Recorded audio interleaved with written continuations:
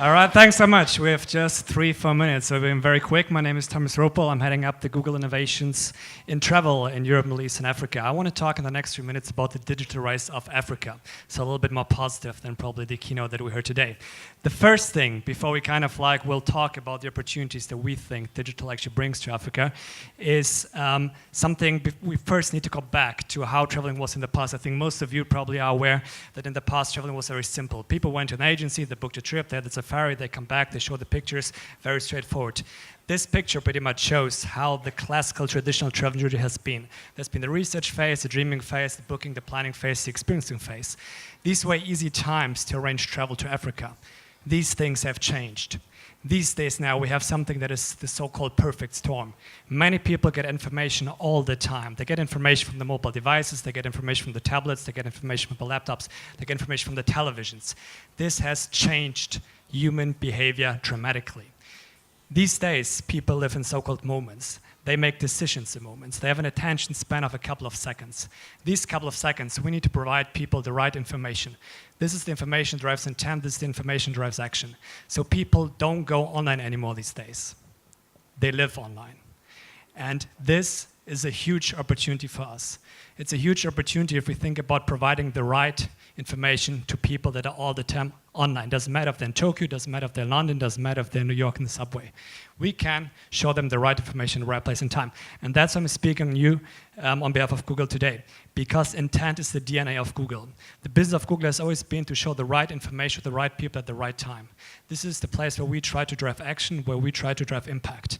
But the question now arises, how can we transfer the spirit of Africa to small devices? Somebody that sits in a subway in New York. How can you provide something majestic like the spirit of Africa to these small devices in order to drive action?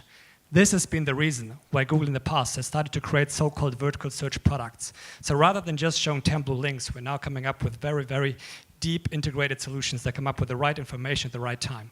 In travel, we started with hotels, with flights, with destinations, with activities.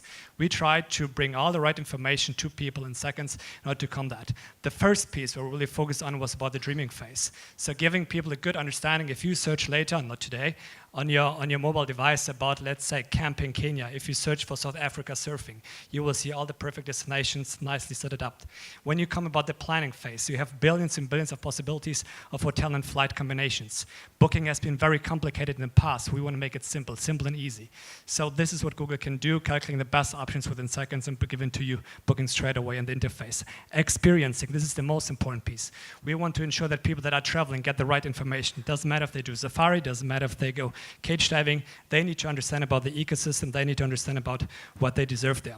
But what about people that cannot travel here? People that are at home, people that are in the US, people that are in Asia. We can still provide them the right information. We have launched this. I think we have some people from Save the Elephants even in the room. In Kenya, Street View, people can join the herd and experience how it is to be in an elephant herd. We also launched 2 weeks ago something that is called Google Earth Voyager, which are now live interactive documentaries on Google Earth, where people can learn much more about conservation, much more about education, much more about how to actually conserve wildlife. So what I want to say to you today, I think it's the main important thing, that we believe that information is key. It's the key to travel, it's the key to conservation. If we want to really drive change on a substantial basis, we need to convince billions of people why we actually want to fight our way forward. Thank you very much.